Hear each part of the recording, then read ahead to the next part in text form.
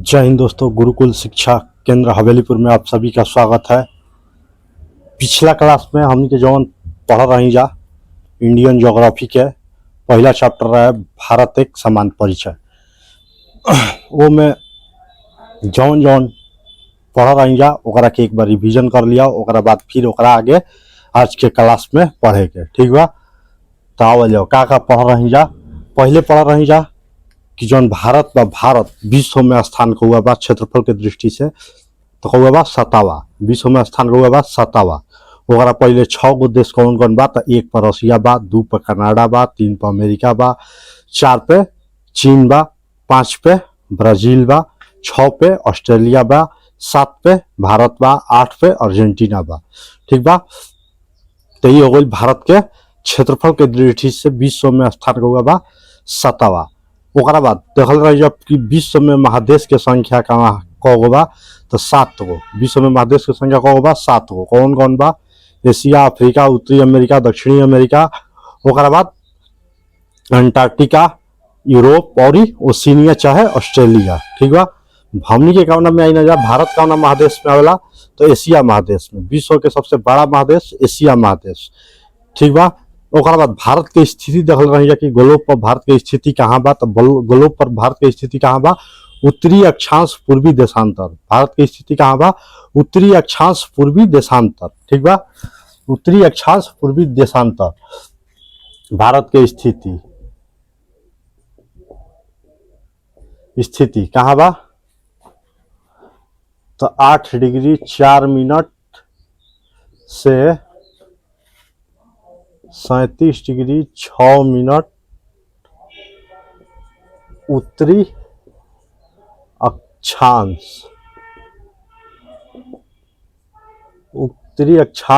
से 68 degree 97 minute से 97 degree 25 minute पूर्वी देशांतर, ठीक बा। भारत की स्थिति कहाँ बा ग्लोब पे? तो 8 डिग्री 4 मिनट से 37 डिग्री 6 मिनट उत्तरी अक्षांश, 37 डिग्री 6 मिनट उत्तरी अक्षांश से ओकरा बाद 68 डिग्री 7 मिनट 97 डिग्री 25 मिनट पूर्वी देशांतर, ठीक बा। तो भारत के हो गई अक्षांशीय देशांतरीय विस्तार, लैटिट्यूड एंड लॉन्गिट्यूड, ठीक बा। ओकरा बाद का देख रही जा कि जौन कर्क रेखा बा, कर्क रेखा कौन कहल जाला? 23.5 डिग्री उत्तरी अक्षांश कि कौन रेखा कहल जाला? कर्क रेखा। तो कर्क रेखा जौन बा भारत के कगो राज्य से गुजरला? 8 गो राज्य से। कौन कौन? गुजरात, राजस्थान, मध्य प्रदेश, छत्तीसगढ़, झारखंड, पश्चिम बंगाल, ओकरा बाद त्रिपुरा, मिजोरम, 8 गो राज्य से गुजरला कर्क रेखा। फिर से देखल रही जा काची 82.5 डिग्री जौन मानक समय रेखा बा भारत कहाँ से गुजरला? तो प्रयागराज के नैनी से। कगो स्टेट से गुजरला? तो 5 गो। कौन कौन? तो मौका ट्रिक बतले रही। कौन? मौका, मध्य प्रदेश, उड़ीसा, उत्तर प्रदेश, छत्तीसगढ़, आंध्र प्रदेश, ठीक बा। तो यहाँ तक सब कोई के याद होई। ओकरा बाद का देखल रही जा कि भारत के क्षेत्रफल कितना बा? भारत के क्षेत्रफल कितना बा?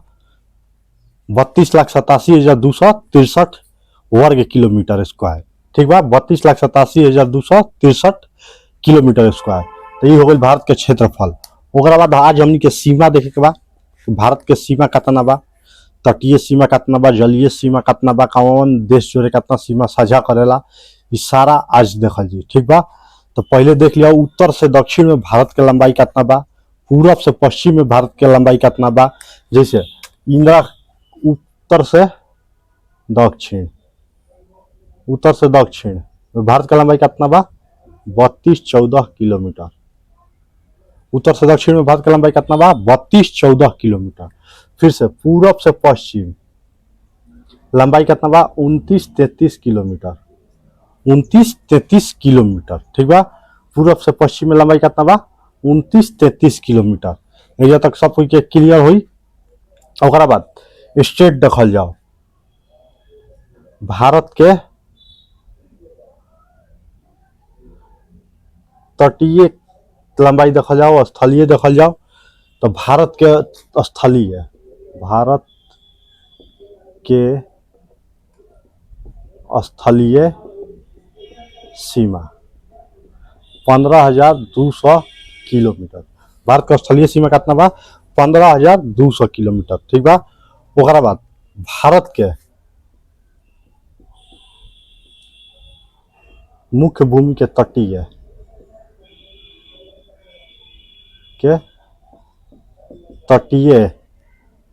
लंबाई कितना बा? 6100 किलोमीटर। कितना बा? 6100 किलोमीटर। ठीक बा।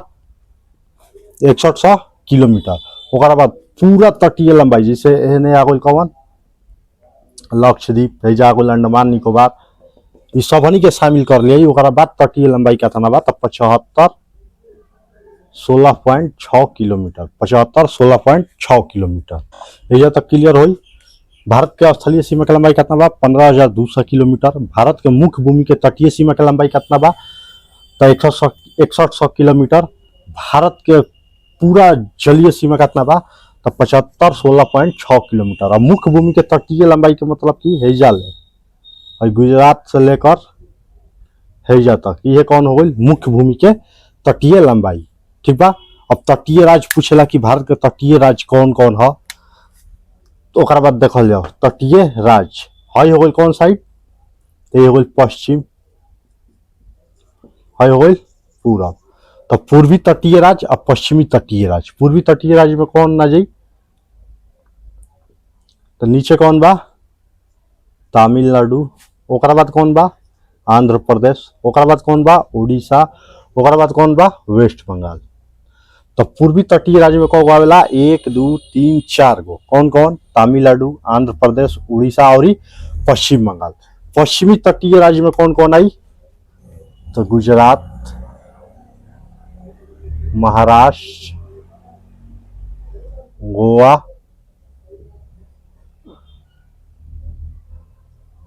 गोवा, कर्नाटक, केरला। 1 2 3 4 5। तो पश्चिमी साइड में तटीय राज्य की संख्या कौन बा? 5 गो। कौन कौन? गुजरात, महाराष्ट्र, गोवा, कर्नाटक, केरल। ठीक बा। तो याद रखे को 5 आई 4 9। तो भारत के तटीय राज्य के की संख्या कौगो बा? टोटल 9 गो। टोटल कौगो बा? 9 गो। 5 गो पश्चिम साइड में, 4 गो पूरब साइड में। 5 गो पश्चिम साइड में, 4 गो पूरब साइड में। ठीक बा। एजा तक सब कुछ क्लियर बा। उत्तर से दक्षिण में लंबाई कितना बा? 32 14। पूरब से पश्चिम में लंबाई कितना बा? 29 33। स्थलीय सीमा के लंबाई कितना बा? 15,200 किलोमीटर। मुख्य भूमि के जो तटीय सीमा के लंबाई बा कितना बा? 6100 किलोमीटर। ओकरा बाद जलीय सीमा, पूरा जलीय सीमा कितना बा? तो 75 16.6 किलोमीटर। पूरा जलीय सीमा में हई वो हो जाला शामिल कौन कौन? लक्षद्वीप और अंडमान निकोबार। ठीक बा। तो कितना बढ़ुए? 75 16.6 किलोमीटर। यहाँ तक क्लियर हुई। ओकरा बाद जौन बतैले रही कि पूर्वी बिंदु कौन है, पश्चिमी बिंदु कौन है, उत्तरी बिंदु कौन है, दक्षिणी बिंदु कौन है। तो उत्तरी बिंदु कौन है? Call, Indira call. दक्षिणी बिंदु इंदिरा पॉइंट।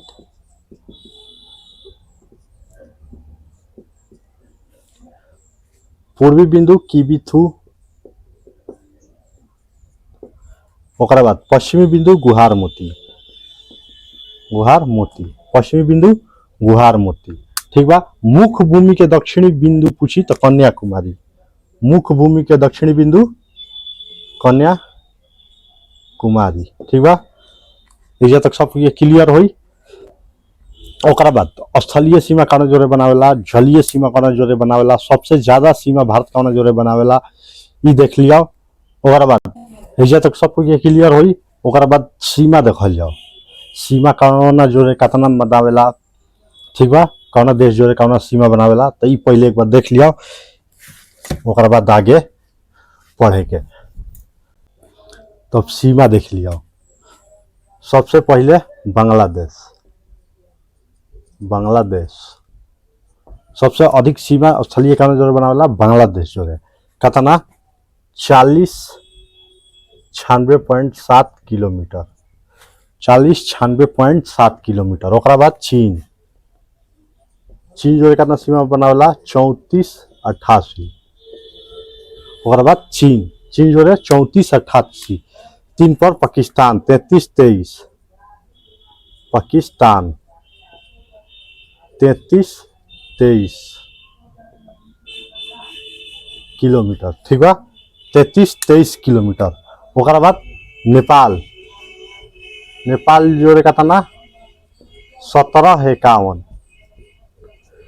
1751 नेपाल जो है 1751। ओकरा बाद म्यांमार, म्यांमार जो है कितना 1643, 1643 किलोमीटर। म्यांमार जो है कितना 1643 किलोमीटर। ओकरा बाद भूटान 699 किलोमीटर, भूटान जो है 699 किलोमीटर। ओकरा बाद अफगानिस्तान 106 किलोमीटर, 106 किलोमीटर। तो ई रहल भारत के जो पड़ोसी देश बा ओकरा जो है भारत कितना सीमा साझा करेला सबनी के जानकारी। बांग्लादेश के साथ सबसे ज्यादा 4096.7 किलोमीटर, चीन के साथ 3488 किलोमीटर, पाकिस्तान जो है 3323 किलोमीटर, नेपाल साथ 1751 किलोमीटर, म्यांमार साथ 1643 किलोमीटर, भूटान जो है 699 किलोमीटर, अफगानिस्तान जो है 106 किलोमीटर। तो सबसे ज्यादा लंबा सीमा कौन जो साझा करेला भारत बांग्लादेश, एक पे बांग्लादेश। सबसे कम कौन जो सीमा साझा करेला अफगानिस्तान जो है, सबसे कम में कौन बा अफगानिस्तान, कितना करेला 106 किलोमीटर, 106 किलोमीटर, ठीक बा। अब बांग्लादेश जौन बड़ुए, बांग्लादेश कहाँ बड़ुए हैजा बा। तो बांग्लादेश जौन बा, बांग्लादेश जो है भारत के कौन कौन राज्य सीमा बनावेला ई देखे के, चीन जो है कौन कौन राज्य सीमा बनावेला ई देखे के, ओकरा बाद आगे बढ़े के, ठीक बा। पहला स्टेट देखल जाओ बांग्लादेश जो है कौन कौन राज्य सीमा बनावेला। तो एगो बनावेला वेस्ट बंगाल, कौन बनावेला वेस्ट बंगाल। दूसरा बनावेला यहाँ में बा असम, कौन हो जाई असम, हेने लिखा तो नहीं साफ रही। बांग्लादेश के साथ सीमा बनावे वाला भारत के राज्य कौन कौन बा, पहले तो बड़ुए वेस्ट बंगाल, ठीक बा। ओकरा बाद असम, असम। ओकरा बाद बा मेघालय, मेघालय। ओकरा बाद कौन बा त्रिपुरा, त्रिपुरा। ओकरा बाद बा मिजोरम, मिजोरम, ठीक बा।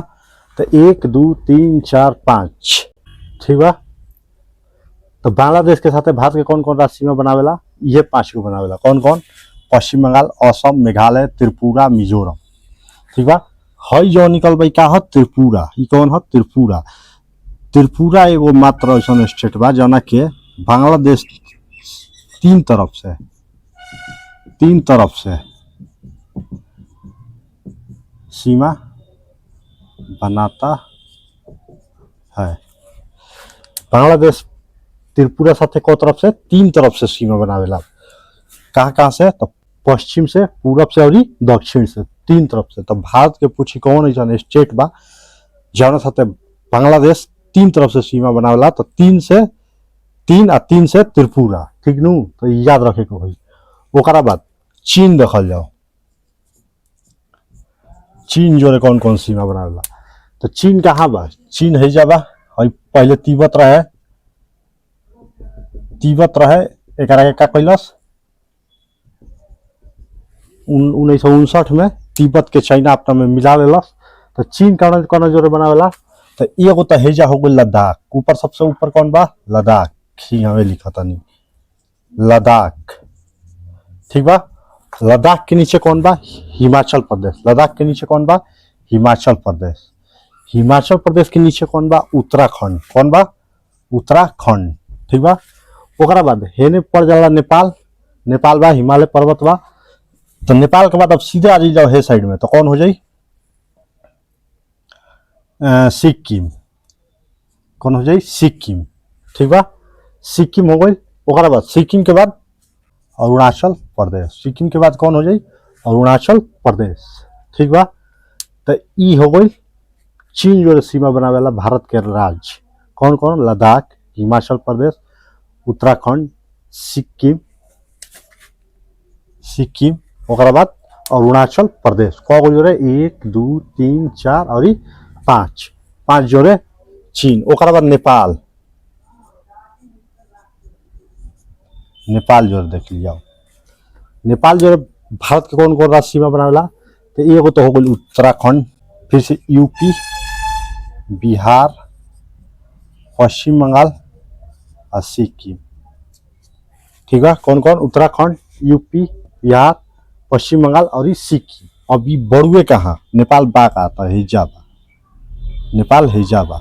तो हेजा तो बना लो सीमा का जोड़े उत्तराखंड जोड़े, हेजा यूपी साथे नीचे, बिहार साथे, ओकरा बाद पश्चिम बंगाल, हई हो गई सिक्किम।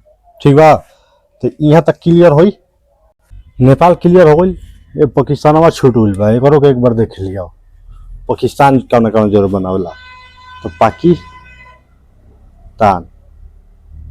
कौन जोड़े, तो ये तो हो गई कौन, लद्दाख, ऊपर से जाओ लद्दाख, ओकरा नीचे जम्मू कश्मीर।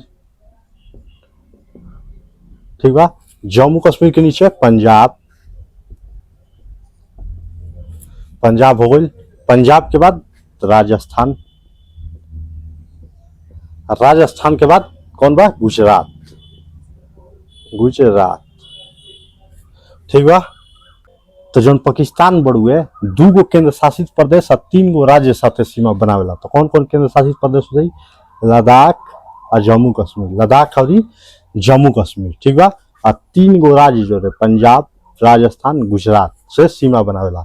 हेजा हो गई लद्दाख, हई हो गई लद्दाख, यहाँ जम्मू कश्मीर, हेता नीचे पंजाब, हई राजस्थान, हई हो गई गुजरात, हई हो गई पाकिस्तान है जाबा। ठीक बा। तो ये अपना जोड़े सीमा बनावेला।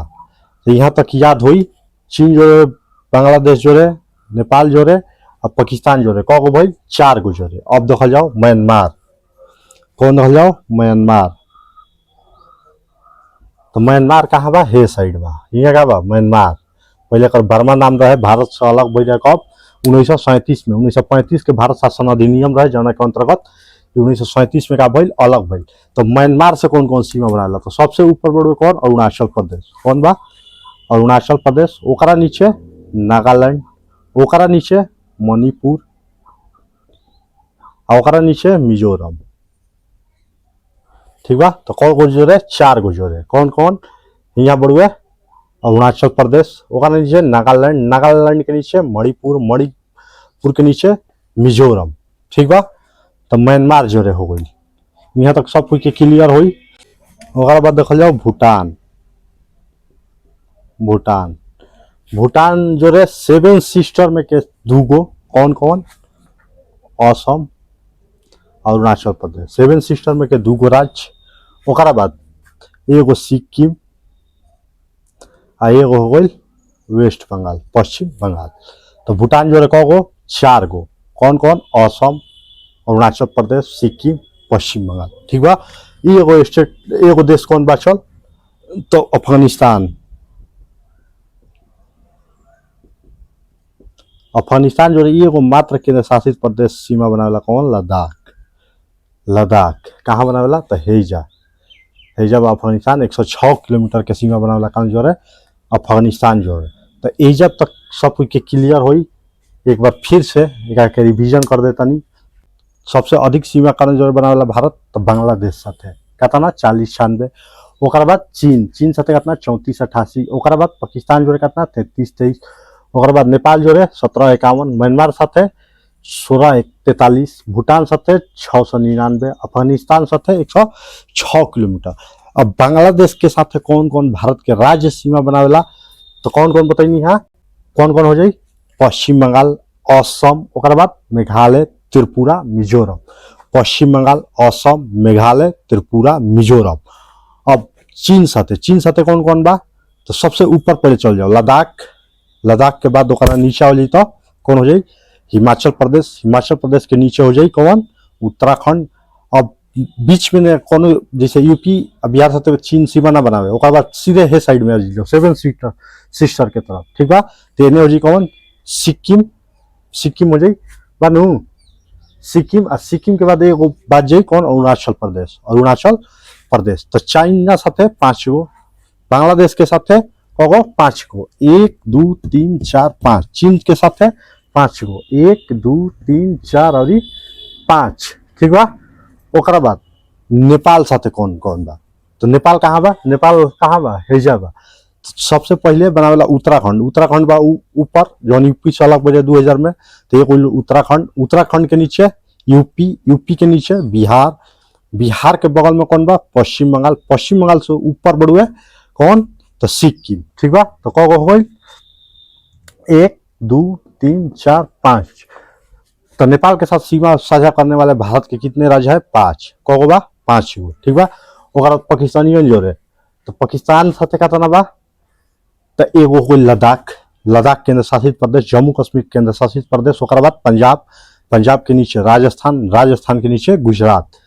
तो ओकर साथे कगो हो जाई पाकिस्तान साथे 5 गो, जाना में 2 गो केंद्र शासित प्रदेश, 3 गो राज्य। ओकर बाद म्यांमार साथे, म्यांमार साथे कगो 4 गो, कौन कौन, तो सबसे पहले अरुणाचल प्रदेश, अरुणाचल प्रदेश के नीचे का बा नागालैंड, नागालैंड के नीचे मणिपुर, मणिपुर के नीचे कौन हो जाए मिजोरम, ठीक बा। तो अरुणाचल प्रदेश म्यांमार के साथ कगो 1 2 3 4 गो। ओकर बाद भूटान, भूटान के साथ कगो 4 गो, कौन कौन, तो 2 गो 7 सिस्टर वाला, 2 गो 7 सिस्टर वाला, असम अरुणाचल प्रदेश, असम अरुणाचल प्रदेश। ओकर बाद 2 गो में एगो जमाना के 1975 में भारत में शामिल हो गया है सिक्किम, आ एक हो जाए पश्चिम बंगाल। तो टोटल 4 गो, असम अरुणाचल प्रदेश सिक्किम और पश्चिम बंगाल, ठीक बा। ओकर बाद अफगानिस्तान साथे, तो अफगानिस्तान वाला तो याद करे में आराम रही, एगो बनैबे करेला सीमा साझा करेला कौन हो जाई, लद्दाख, ठीक बा।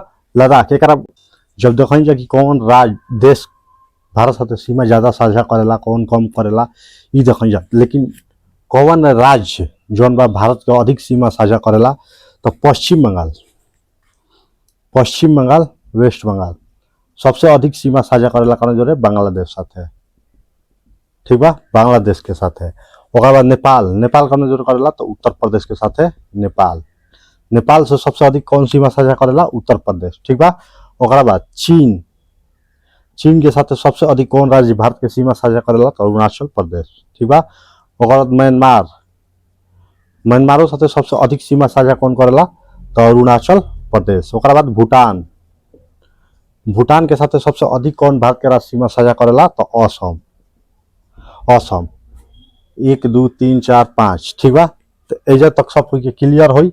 ओकर बाद एगो बचल है अफगानिस्तान, तो अफगानिस्तान जोड़े एगो सीमे साझा करेला कौन हो जाई, तो लद्दाख, ठीक बा। ओकर बाद पाकिस्तान, पाकिस्तान छूटल बा, पाकिस्तान के लिख दिया, पाकिस्तान जो सबसे अधिक कौन, राजस्थान, पाकिस्तान साथे कौन सीमा अधिक राज्य साझा करेला, कौन हो जाई, राजस्थान, ठीक बा। एजा तक भारत के संबंध में, भारत के बाउंड्री के संबंध में, भारत के सीमा कौन कौन साथे लागेला, कौन देश साथे कौन राज्य सीमा बनावेला, ये सब क्लियर हो गई होई। ओकर बाद हमनी के देखे के बड़ुए समुद्री सीमा, समुद्री सीमा देखे के बाद कि समुद्री सीमा कितना बा भारत के, तो समुद्री सीमा एक देख लिया एक बार कि कहाँ तक कहाँ बा। तो एगो अंतर्राष्ट्रीय कौन बा, आधार रेखा, यूएनओ के बनावल एगो आधार रेखा, कौनो देश के पास एगो रहेला आधार रेखा बनावल जाला, आधार रेखा बनावल जाला। आधार रेखा से ही समुद्री सीमा के डिसीजन होला, आधार रेखा से ही समुद्री सीमा का होला, डिसीजन होला। तो हेकरा के मान लेनी का हो गइल भारत के कची आधार रेखा, हो गइल भारत के आधार रेखा, ठीक बा। अभी फिगर अपना हिसाब से बनावता नहीं, ठीक बा, ठीक बा। ई हो गइल आधार रेखा, जौन आधार रेखा खींचल बा एक अंदर थोड़ा सा पानी हो रहा है, थोड़ा बहुत, ई सीधा लाइन एगो खींचाला। भारत के जौन नक्शा बढ़ुए तो सीधा बा ना, तो हम बोर्ड पर बनल बनी तो सीधा बा, न तो कैसन बा, कहीं पचकल बा, कहीं उठल बा, कहीं पचकल बा, तो सीधा बा ना। ये अपना से ओका खींच देनी आधार रेखा, जौन की का बा यूएनओ के बनावल एगो हर एक देश पर लागू होला कि एगो आधार रेखा रही। आधार रेखा के जौन अंदर वाटर रहेला, पानी रहेला, एकरा कहला इंटरनल वाटर। क्या कहला? Internal water. ठीक बा। ओकरा बाद 12 नॉटिकल मील, 12 नॉटिकल मील आधार रेखा से आगे 12 नॉटिकल मील के कहला प्रादेशिक क्षेत्र। प्रादेशिक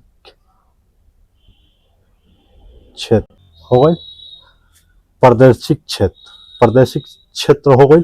ओकरा बाद आधार रेखा से 24 नॉटिकल मील, कहाँ तक? 24 नॉटिकल मील हो गई संलग्न क्षेत्र।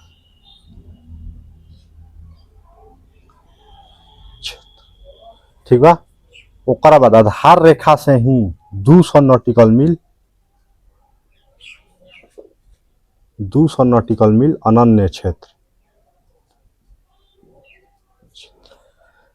हो गई। 200 नॉटिकल मील तक का हो गई अनन्य क्षेत्र। ठीक बा।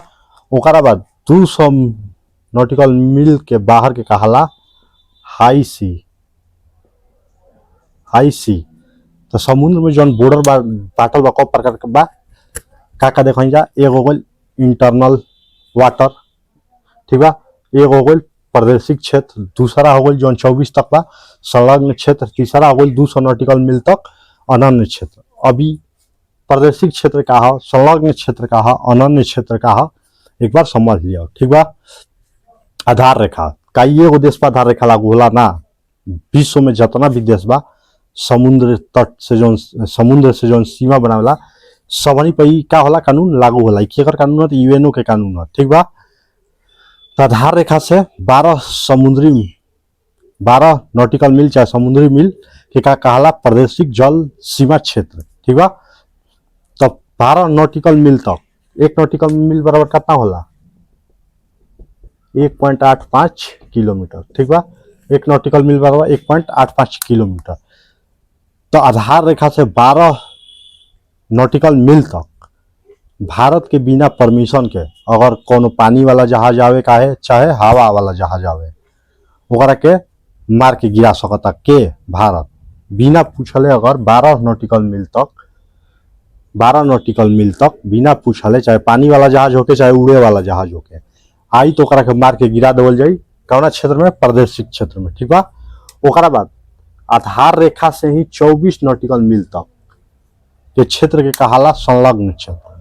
संलग्न क्षेत्र वैसा क्षेत्र है जहां अगर कोनो जहाज चाहे पानी वाला होके चाहे हवा वाला होके अगर जाई तो टैक्स दी, टैक्स दी। ठीक बा। कहाँ तक? तो 24 नॉटिकल मील तक। तो टैक्स वसूले के कहाँ ले बा? तो 24 नॉटिकल मील में। ठीक बा। संलग्न क्षेत्र में का वसूला? टैक्स। टैक्स जहाज आई तब जहाज पर कैसे टैक्स हो, पर कितना कंटेनर लागल बा ओकरा हिसाब से टैक्स वसूलाला। तो टैक्स के बाद ओकरा बाद 200 नॉटिकल मील तक का बा अनन्य क्षेत्र। अनन्य क्षेत्र में का होला? तो अनन्य क्षेत्र में अगर भविष्य में चाहे कोनो खनिज संपदा, कोनो सामान मिल जाए, पेट्रोलियम मिल जाए, हीरा के भंडार मिल जाए, कोयला के भंडार मिल जाए, कुछ मिल जाए, वो पर अधिकार के कर रही भारत के, ऊपर के कर अधिकार रही भारत के। ठीक बा। ओकरा बाद 200 नॉटिकल मील के बाद हो जाला हाई सी। एकरा का कहला? International water. ये हाई सी हो गई। अब ये पर कोनो देश के अधिकार नहीं है, ना कि भारते जैसे बात है, भारत ही ना कही 200 नॉटिकल मील के बाद कि हमार हो कर हो इंटरनेशनल हो गई। केहू के जहाज आई जाई कुछ करी केहू के मतलब नहीं है। ठीक बा। जब तक केहू के दिक्कत ना हो के चाहिए। ओकरा बाद आज बताता नहीं कि जौन भारत के पूर्वी बिंदु बा और भारत के जौन पश्चिमी बिंदु बा ओकनी के बीच में समय के डिफरेंस कितना बड़ुए। ठीक बा। ओकरा बाद आज के क्लास का कल जाई, समाप्त कल जाई। अभी में जौन छूटल बा ओकरा के अगला जौन क्लास हुई ओकरा में पूरा कवर कर लिया। ठीक बा। तो एजा तक पहले देख लिया एक बार, एकरा के देख लो लोग सब। ओकरा बाद देखल जाओ का कहनिया कि जिसे क्वेश्चन कबो कबो पूछेला कि भारत के जौन पूर्वी बिंदु बा की भी थू और भारत के जौन पश्चिमी बिंदु बा ओकरा में समय के कितना अंतर होला। जैसे सुन लगा कि अगर केहू बा हमनी के बानी जब बिहार में तो अगर हमनी भी सूरज 7 बजे डूबता, 7 बजे तो वो जगह होला लेट डूबेला। तो वही कारण का बा कितना समय का अंतर बाकी होला। ठीक बा। तो एक के निकाल के देख लिया, एक का कह जाओ निकाल के देख लिया। हई एगो देशांतर, एगो हई देशांतर, ये दोनों देशांतर के बीच में का बा भारत बा, दोनों देशांतर के बीच में भारत बा नु। ई तो बता देले रही कि कितना बा 68 7 और 97 25। यहाँ तक तो बता देले रही नु पहले क्लास में कि भारत के जौन पूर्वी देशांतर बढ़ुए कौना देशांतर में आवेला, पूर्वी देशांतर में, जौन 68 डिग्री 7 मिनट से 97 डिग्री 25 मिनट के बीच में बा। ठीक बा, तो ई दोनों में अंतर हमनी के कितना बा, लगभग 30 डिग्री के बा नु। लगभग कितना बा 30 डिग्री के, लगभग कितना के बा 30 डिग्री के। आ 1 डिग्री देशांतर बराबर होला 4 मिनट। कितना होला 4 मिनट। 1 डिग्री देशांतर बराबर 4 मिनट। 1 डिग्री का अक्षांश नहीं बोलत, 1 डिग्री देशांतर हई जौन खड़ा रेखा रहे लगे का कहला देशांतर, आ जो सुतल रही नु ओकरा के अक्षांश। तो खड़ा बढ़ुए ऊर्ध्वाधर, आ जो सुतल लगा के क्षैतिज कहला, तो ऊर्ध्वाधर बा, एकरा के देशांतर का एकरा समय के जानकारी पता चलेला। ठीक बा, तो 1 डिग्री देशांतर बराबर कितना होला 4 मिनट। कितना डिग्री का अंतर बा, तो 30 डिग्री का। हई दोनों देशांतर के बीच कितना डिग्री का अंतर बा, लगभग 30 डिग्री के। तो 30 गुना 4 कितना हो जी 120 मिनट हो जी नु, 120 मिनट। अब 120 मिनट में कितना से भागा दे देम 60 से, घंटा में निकल जाई कितना हो जी 2 घंटा। तो क्वेश्चन पूछी कि भारत के पूर्वी बिंदु या भारत के पश्चिमी बिंदु में कितना समय का अंतर बा, तो कितना समय का अंतर बा 2 घंटा के। ठीक बा, 2 घंटा का अंतर बा। तो ई याद रखे कोई को बार पूछले बा, तो एकरा के का करे के होई, याद रखे के होई। ओकरा बाद एजा तक अब कोनो के निकाले के होई, जैसे भारत के निकालेला कि क्वेश्चन में आवेला कि भारत ग्रीनविच से कितना आगे बा पीछे बा, कितना घंटा आगे बा पीछे बा। ठीक बा, तो भारत 5.5 घंटा आगे बा नु, कितना बा 5.5 घंटा, 5.5 घंटा। ठीक बा, तो 5.5 घंटा कैसे बा, एकरा के हमनी के बोल सकते हैं 5.5 घंटा ये कैसे बा। तो भारत के जो मानक समय रेखा बड़ुए जो 5 गो स्टेट से गुजरेला कौन हो 82.5 डिग्री, 82.5 डिग्री। ठीक बा, 82.5 डिग्री पूर्वी जौन की इलाहाबाद के नैनी से गुजरेला, ये भारत के समय के जानकारी प्राप्त होला। ठीक बा, तो 82.5 डिग्री जोन बढ़ुए एगो इंटरनेशनल मानक समय रेखा बा कहाँ, लंदन में ग्रीनविच में, ये हो गई 0 डिग्री। ठीक बा, तो 0 डिग्री से क्या करे रही कि अगर पूरब साइड में आई तो समय बढ़ी प्लस में। ठीक बा, प्लस में। आ हे 0 डिग्री से अगर पश्चिम में जाई तो समय माइनस में।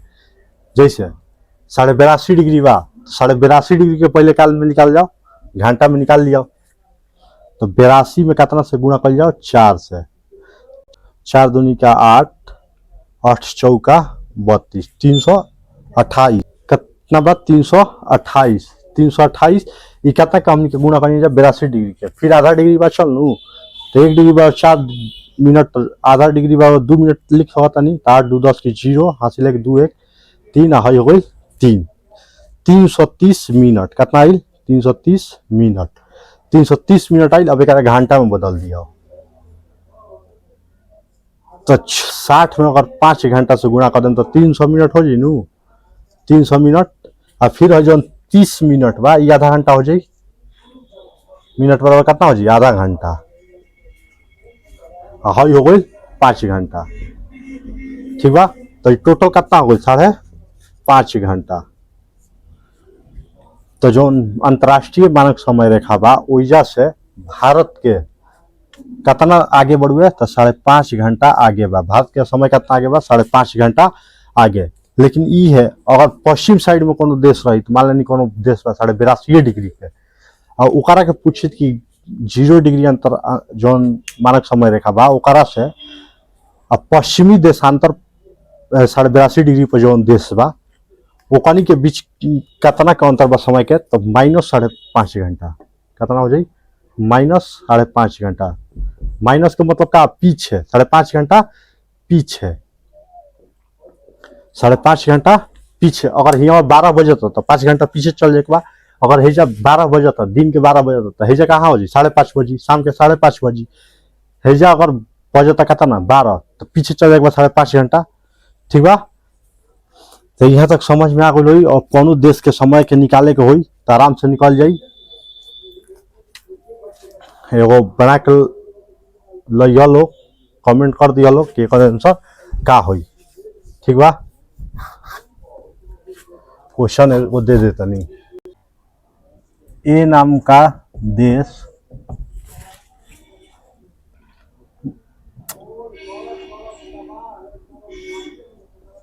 -72.5 डिग्री पूर्वी देशांतर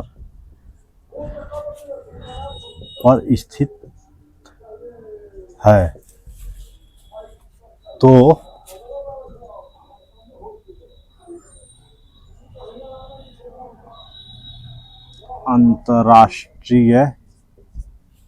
अंतर्राष्ट्रीय मानक समय रेखा से कितना घंटा आगे या पीछे है। ठीक है, तो ये क्वेश्चन बढ़ुए ये नाम के कोनो देश बा जो 72.5 डिग्री पूर्वी देशांतर पर स्थित बा, तो अंतर्राष्ट्रीय मानक समय रेखा से कितना घंटा वो आगे बा चाहे पीछे बा। ठीक बा, एगो ई बतावे के बा, एगो दूसरा क्वेश्चन बतावे के बा कि 82.5 डिग्री पे, दूसरा क्वेश्चन 82.5 डिग्री पश्चिमी देशांतर